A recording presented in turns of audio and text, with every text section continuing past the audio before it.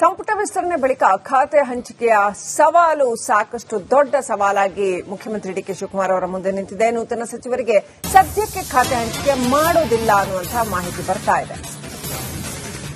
ಮತ್ತೆ 2 ದಿನ ವಿಳಂಬ ಆಗುವ ಸಾಧ್ಯತೆ ಇದೆ. ಖಾತೆ ಹಂಚಿಕೆ ವಿಚಾರ ತಕ್ಷಣವೇ ಖಾತೆಯನ್ನು ಹಂಚದಿರೋದಕ್ಕೆ ಡಿಕೆ ಶಿವಕುಮಾರ್ ನಿರ್ಧರಿಸಿದ್ದಾರೆ ಎನ್ನಲಾಗಿದೆ. ಈಗಾಗಲೇ ಸಚಿವ ಸ್ಥಾನ ಸಿಕ್ಕಿಲ್ಲ ಅಂತ ಅಸಮಾಧಾನಗೊಂಡವರು ಸಾಕಷ್ಟು ದೊಡ್ಡ ಪ್ರಮಾಣದಲ್ಲಿ ಆಕ್ರೋಶ ವ್ಯಕ್ತಪಡಿಸ್ತಾ ಇದ್ದಾರೆ. ಅವರ ಅಭಿಮಾನಿಗಳು ಸಾಕಷ್ಟು ರೊಚ್ಚಿಗೆದ್ದಿದ್ದಾರೆ. ಜೊತೆಗೆ ನಿನ್ನೆ ಯಶವಂತರಾಯಗೌಡ ಪಾಟೀಲ್ ಅವರು ರಾಜೀನಾಮೆ ಸಲ್ಲಿಸಿರ್ತಕ್ಕಂಥದ್ದು. ಇವತ್ತು 12 ಮಂದಿ ನಾವು ಬಂದು ರಾಜೀನಾಮೆ ಸಲ್ಲಿಸ್ತೀವಿ ಅಂತ ಬೇಳೂರು ಗೋಪಾಲಕೃಷ್ಣ ಅವರು ಹೇಳ್ತಾ ಇದ್ರು. ಹಾಗಾಗಿ ಈ ಸಚಿವ ಸ್ಥಾನ ವಂಚಿತರನ್ನ ಸಮಾಧಾನ ಪಡಿಸಿ ಅನಂತರ ಖಾತೆ ಹಂಚಿಕೆಗೆ ಮುಂದಾಗುವಂತ ಸಾಧ್ಯತೆ ಇದೆ ಅಂತ ಹೇಳಲಾಗ್ತಾ ಇದೆ.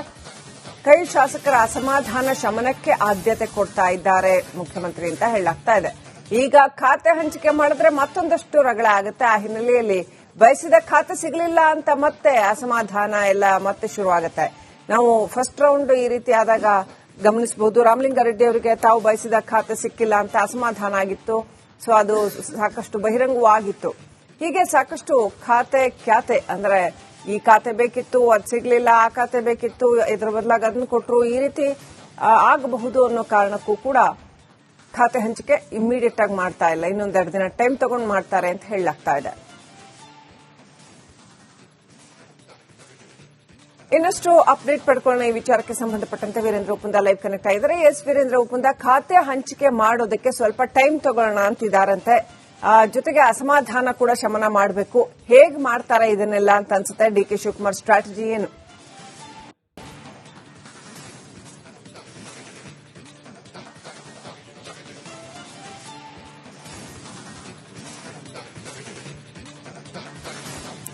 ಸಂಪರ್ಕ ಸಾಧ್ಯ ಆಗ್ತಾ ಇಲ್ಲ. 19 ಶಾಸಕರು ಸಚಿವರಾಗಿ ಪ್ರಮಾಣ ವಚನ ಸ್ವೀಕಾರ ಮಾಡಿದ್ದಾರೆ. ಆದರೆ ಇದೀಗ ಸಾಕಷ್ಟು ಜನಕ್ಕೆ ಅಸಮಾಧಾನ ಭುಗಿಲೆದ್ದಿದೆ. ಹಾಗಾಗಿ ಅಸಮಾಧಾನ ಶಮನದ ನಂತರ ಖಾತೆ ಹಂಚಿಕೆ ಅಂತ ಹೇಳಲಾಗ್ತಾ ಇದೆ. ಇನ್ನು ನಿಗಮ ಮಂಡಳಿಗಳ ಸ್ಥಾನ, ಹೀಗೆ ಅನೇಕ ವಿಚಾರಗಳು ಬಾಕಿ ಇರುತ್ತೆ. ಅದನ್ನೆಲ್ಲ ಇಟ್ಕೊಂಡು ಈಗ ಯಾರು ಅಸಮಾಧಾನಿತರಿದ್ದಾರೆ ಅವರನ್ನ ಸಮಾಧಾನ ಪಡಿಸ್ತಾರೆ ಬಹುಶಃ ಅಂತ ಹೇಳಲಾಗುತ್ತೆ. ಅದೆಲ್ಲ ಆದ್ಮೇಲೆ ಖಾತೆ ಹಂಚಿಕೆ. ವೀರೇಂದ್ರ ಉಪುಂದ ಲೈವ್ ಕನೆಕ್ಟ್ ಇದ್ದಾರೆ. ವೀರೇಂದ್ರ ಉಪುಂದ, ನಾನು ಕೇಳ್ತಾ ಇದ್ದೆ, ಡಿಕೆ ಶಿವಕುಮಾರ್ ಅವರ ಸ್ಟ್ರಾಟಜಿ ಏನು ಈಗ? ಯಾಕಂದ್ರೆ ಅಸಮಾಧಾನಿತರನ್ನ ಸಮಾಧಾನ ಮಾಡಬೇಕು, ಜೊತೆಗೆ ಖಾತೆ ಹಂಚಿಕೆ ವಿಚಾರದಲ್ಲೂ ಕೂಡ ಈ ಖಾತೆ ಬೇಡ ಇತ್ತು, ನಂಗೆ ಬೇರೆ ಖಾತೆ ಬೇಕಿತ್ತು ಅಂತ ಹಿಂದೆ ರಾಮಲಿಂಗಾರೆಡ್ಡಿ ಹೇಳಿದ್ದನ್ನು ನಾವು ನೆನಪು ಮಾಡ್ಕೊಳ್ಬಹುದು. ಆತರ ಮತ್ತೆ ಅಸಮಾಧಾನ ಭುಗಿಲೇಳುವ ಸಾಧ್ಯತೆಗಳು ಇದೆ.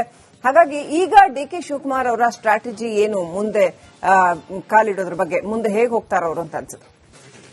ಶ್ರೀಲಕ್ಷ್ಮಿ, ಮುಖ್ಯಮಂತ್ರಿಗಳ ಆಪ್ತ ಮೂಲಗಳಿಂದ ಬಂದಿರುವಂತಹ ಖಚಿತ ಮೂಲಗಳ ಮಾಹಿತಿ ಪ್ರಕಾರ ಸದ್ಯಕ್ಕಂತೂ ಸಿದ್ದರಾಮಯ್ಯ ಡಿಕೆ ಶಿವಕುಮಾರ್ ಅವರು, ಮುಖ್ಯಮಂತ್ರಿ ಡಿಕೆ ಶಿವಕುಮಾರ್ ಅವರು ಕನಿಷ್ಠ 2 ದಿನಗಳ ಕಾಲ ಖಾತೆ ಹಂಚಿಕೆಯನ್ನ ಮಾಡದೇ ಇರುವಂತ ತೀರ್ಮಾನವನ್ನ ಮಾಡಿದ್ದಾರೆ.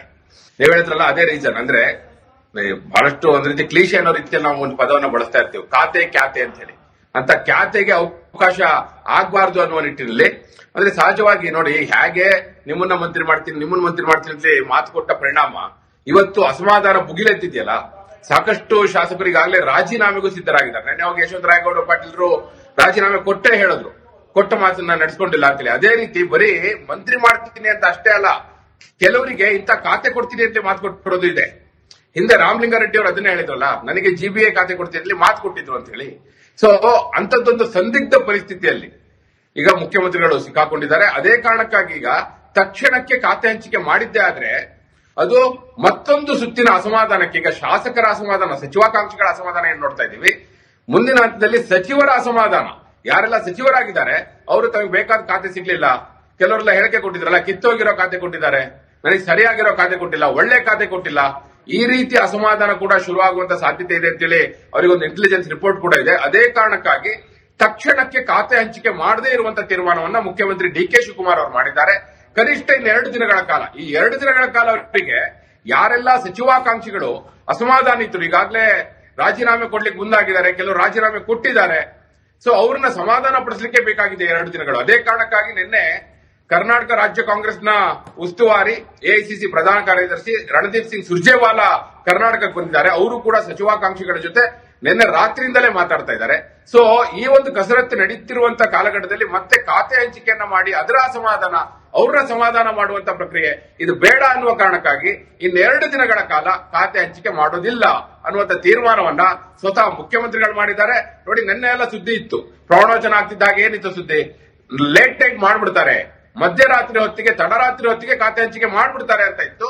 ಆದ್ರೆ ತಡರಾತ್ರಿಯ ನಂತರ ನಮಗೆ ಲಭ್ಯ ಆದಂತ ಮಾಹಿತಿ ಏನಂದ್ರೆ ಯಾವುದೇ ಕಾರಣಕ್ಕೂ 2 ದಿನ ಖಾತೆ ಹಂಚಿಕೆ ಮಾಡಲ್ಲ ಅನ್ನುವಂಥದ್ದು. ಶ್ರೀಲಕ್ಷ್ಮಿ, ವೀರೇಂದ್ರ, ಇನ್ನು ಈ ಅಸಮಾಧಾನಗೊಂಡಿದ್ದಾರಲ್ಲ, ಈಗ 12 ಜನ ರಾಜೀನಾಮೆ ಕೊಡ್ತೀವಿ ಅಂತ ಬೇರೆ ಹೊರಟಿದ್ದಾರೆ. ವೇಣುಗೋಪಾಲಕೃಷ್ಣ ಅವರು ಯಾರು ಬರ್ಲಿ ಬಿಡ್ಲಿ ನಾನಂತೂ ಹೋಗಿ ರಾಜೀನಾಮೆ ಕೊಡ್ತೀನಿ ಅಂತ ನಿನ್ನೆ ಹೇಳ್ತಾ ಇದ್ರು. ಸೊ ಇದನ್ನ ಹೇಗೆ ಶಮನ ಮಾಡ್ತಾರೆ ಅಂತ ಅನ್ಸುತ್ತೆ? ಅಫ್ಕೋರ್ಸ್ ನಿಗಮ ಮಂಡಳಿಗಳ ಒಂದು ಅವಕಾಶ ಇದೆ, ಆದ್ರೂ ಕೂಡ ಅದು ಶಮನ ಆಗತ್ತೆ ಅಂತ ಅನಿಸ್ತಾ ಇಲ್ಲ. ಇದೇನಾದ್ರೂ ಮತ್ತಷ್ಟು ರಾಜಕೀಯ ಪಲ್ಲಟಗಳಿಗೆ ಕಾರಣ ಏನಾದ್ರೂ ಆಗತ್ತಾ ವೀರೇಂದ್ರ? ಲಕ್ಷ್ಮಿ, ನಿಗಮ ಮಂಡಳಿಗಳ ಅಧ್ಯಕ್ಷ ಸ್ಥಾನಕ್ಕೆ ರಾಜೀನಾಮೆ ಕೊಡ್ತೀವಿ ಅಂತ ನಿಂತು ಬಿಟ್ಟಿದ್ದಾರೆ. ಎಷ್ಟೋ ಜನ ಈಗ ಸಚಿವಾಕಾಂಕ್ಷಿಗಳು ಆಲ್ರೆಡಿ ನಿಗಮ ಮಂಡಳಿಗಳ ಅಧ್ಯಕ್ಷರಿದ್ದಾರೆ. ಅವರು ಈಗ ಯಶವಂತರಾಯಗೌಡ ಪಾಟೀಲ್ರು ಶಾಸಕ ಸ್ಥಾನಕ್ಕೆ ರಾಜೀನಾಮೆ ಕೊಟ್ಟರು. ಆದ್ರೆ ಹಲವರು ಈಗ ಬೇಳೂರು ಗೋಪಾಲಕೃಷ್ಣ ಅವರು ನಿನ್ನೆ ರಿಪಬ್ಲಿಕ್ ಕನ್ನಡ ಜೊತೆ ಮಾತನಾಡ್ತಾ ಹೇಳ್ತಾ ಇದ್ರು, ಏನಂತ ಹೇಳಿದ್ರು, ಶಾಸಕ ಸ್ಥಾನಕ್ಕೆ ಮತ್ತು ನನಗೆ ನಿಗಮ ಮಂಡಳಿ ಅಧ್ಯಕ್ಷ ಸ್ಥಾನ ಕೊಟ್ಟಿದ್ದಾರೆ, ಅದಕ್ಕೂ ರಾಜೀನಾಮೆ ಕೊಡ್ತೀನಿ ಅಂತ. ಹಲವರು ಈಗ ಶಾಸಕ ಸ್ಥಾನಕ್ಕೆ ರಾಜೀನಾಮೆ ಕೊಡ್ಲಿಕ್ಕೆ ಮುಂದಾಗ್ತಾ ಇಲ್ಲ, ನಿಗಮ ಮಂಡಳಿ ಅಧ್ಯಕ್ಷ ಸ್ಥಾನಕ್ಕೆ ರಾಜೀನಾಮೆ ಕೊಡ್ಲಿಕ್ಕೆ ಮುಂದಾಗ್ತಿರುವಾಗ ಇನ್ನು ನಿಗಮ ಮಂಡಳಿ ಅಧ್ಯಕ್ಷ ಸ್ಥಾನವನ್ನು ಕೊಟ್ಟು ಅವ್ರನ್ನ ಸಮಾಧಾನ ಮಾಡುವಂತ ಪ್ರಶ್ನೆ ಇಲ್ಲ ಅನ್ನುವಂತ ಸಂದೇಶವನ್ನು ಅವರು ರವಾನೆ ಮಾಡ್ತಾ ಇದ್ದಾರೆ. ಈ ದೃಷ್ಟಿಯಿಂದ ನೋಡೋದಾದ್ರೆ ಖಂಡಿತವಾಗಿ ಇದೊಂದು ಸವಾಲು.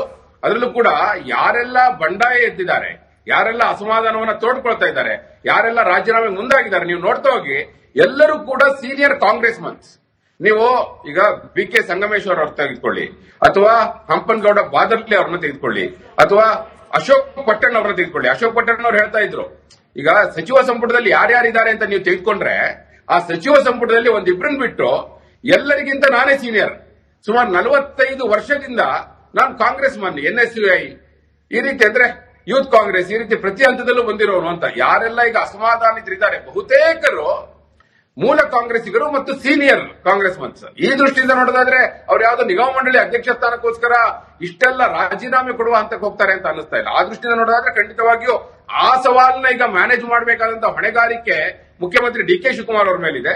ಅದೇ ಕಾರಣಕ್ಕಾಗಿ ಈಗ ಖಾತೆ ಹಂಚಿಕೆ ಮಾಡಿದ್ರೆ ಯಾವ್ದನ್ನ ನಿಭಾಯಿಸೋದು ಯಾವ್ದನ್ನ ಬಿಡೋದು ಅದು ಬಹಳ ಬಿಗ್ಗರ್ ಚಾಲೆಂಜ್ ಆಗುತ್ತೆ. ಅದೇ ಕಾರಣಕ್ಕಾಗಿ ಈಗ ಖಾತೆ ಹಂಚಿಕೆಯನ್ನ ಪಕ್ಕಕ್ಕಿಟ್ಟು ಏನ್ ಮಾಡ್ತಾರೆ, ಹಾಗಾದ್ರೆ ಈಗ ಅಧಿವೇಶನ ಇದೆ 13ನೇ ತಾರೀಕಿಂದ. 13ನೇ ತಾರೀಕಿಂದ ಅಧಿವೇಶನ ಇರುವಾಗ ಮಂತ್ರಿಗಳನ್ನೇನೋ ಮಾಡಿದ್ರು, ಖಾತೆ ಯಾವುದು ಅಂತ ಹೇಳಿ ಅವರಿಗೆ ಖಾತೆ ಕೊಡದೆ ಹೋದ್ರೆ ಅವ್ರು ಪ್ರಿಪೇರ್ ಆಗೋದು ಯಾಕೆ? ಯಾಕಂದ್ರೆ ಒಂದೊಂದು ಡಿಪಾರ್ಟ್ಮೆಂಟ್ ಕೂಡ ಸ್ಟಡಿ ಮಾಡ್ಕೊಂಡು ಹೋಗ್ಬೇಕಾಗುತ್ತೆ. ಯಾಕಂದ್ರೆ ಅಲ್ಲಿ ನಿಲುವಳಿ ಸೂಚನೆಗಳು ಬರುತ್ತೆ, ಗಮನ ಸೆಳೆಯುವ ಸೂಚನೆಗಳು ಬರುತ್ತೆ, ಪ್ರಶ್ನೋತ್ತರ ಅವಧಿಯಲ್ಲಿ ಪ್ರಶ್ನೆಗಳು ಬರುತ್ತೆ, ಅದಕ್ಕೆ ಉತ್ತರ ಕೊಡಬೇಕು ಅಂದ್ರೆ ಅವ್ರು ರೆಡಿ ಆಗ್ಬೇಕಲ್ಲ. ಸೊ ಅದಕ್ಕೆ ಏನ್ ಮಾಡ್ತಾರೆ, ಕೆಲವರಿಗೆ ಉದಾಹರಣೆಗೆ ಯಾರು ಹಿಂದೆ ಶಿಕ್ಷಣ ಸಚಿವರು ಇದ್ರು ಅವರಿಗೆ ಶಿಕ್ಷಣ ಖಾತೆನೇ ಮುಂದುವರಿಸೋದಾದ್ರೆ ಅವರಿಗೆ ಡೈರೆಕ್ಷನ್ ಕೊಡ್ತಾರೆ, ನೋಡಿ ನೀವು ಸ್ಟಡಿ ಮಾಡ್ಕೊಳ್ಳಿ ನಿಮ್ ಡಿಪಾರ್ಟ್ಮೆಂಟ್ ಅಲ್ಲಿ ಏನೇನು ಡೆವಲಪ್ಮೆಂಟ್ ಆಗಿದೆ ಅಂತ. ಕೃಷಿ ಸಚಿವರು ಯಾರಿದ್ರು ಅವರಿಗೆ ಮತ್ತೆ ಕೃಷಿ ಖಾತೆಯನ್ನೇ ಮುಂದುವರಿಸೋದಾದ್ರೆ ಅವರಿಗೂ ಮೌಖಿಕವಾಗಿ ಹೇಳ್ತಾರೆ, ಕೃಷಿ ಖಾತೆಯ ಬಗ್ಗೆ ನೀವು ಸ್ವಲ್ಪ ಸ್ಟಡಿ ಮಾಡ್ಕೊಂಡಿರಿ, ನಾವು ಅಧಿಕೃತವಾಗಿ ಕೊಡುವವರೆಗೂ ನೀವು ತಿಳ್ಕೊಳ್ಳಿ, ಅಧಿಕಾರಿಗಳ ಜೊತೆ ಮಾತಾಡ್ಕೊಳ್ಳಿ ಅನ್ನುವಂತ ಒಂದು ಮೌಖಿಕ ಆದೇಶವನ್ನ ಕೊಡ್ತಾರೆ. ಬಹುಶಃ ಆ ದೃಷ್ಟಿಯಿಂದ ಈಗ ಹಿನ್ನೆಲೆಯಲ್ಲಿ ಕೆಲವರಿಗೆ ಮಾತುಕತೆ ಆಡ್ತಾರೆ ಬಿಟ್ರೆ ಅಧಿಕೃತವಾಗಿ ಖಾತೆ ಹಂಚಿಕೆಯನ್ನ ಮಾಡದೇ ಇರುವಂತ ತೀರ್ಮಾನವನ್ನ ಸದ್ಯಕ್ಕೆ ಅವರಿಗೆ ಅದೇ ಒಳ್ಳೆಯ ಸೂತ್ರ ಅಂತ ಅನ್ಸಿದೆ ಮುಖ್ಯಮಂತ್ರಿಗಳಿಗೆ. ಅಂತದೊಂದು ಸೂತ್ರವನ್ನ ಈಗ ಅನುಸರಿಸ್ತಾ ಇದ್ದಾರೆ. Srilakshmi, right. Thank you Veerendra ಒಪ್ಪಂದ ಡೀಟೇಲ್ಸ್ಗಾಗಿ.